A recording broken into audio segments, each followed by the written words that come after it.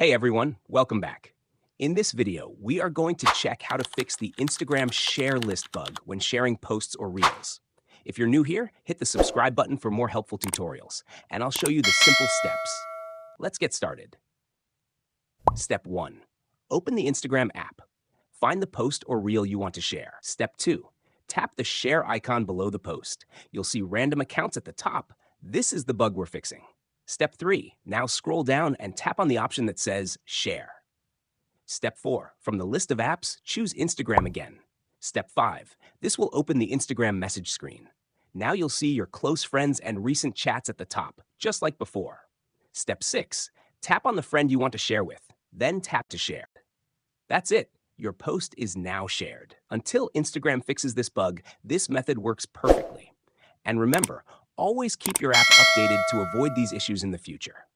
If this video helped you, give it a thumbs up and subscribe for more simple tips. See you in the next one.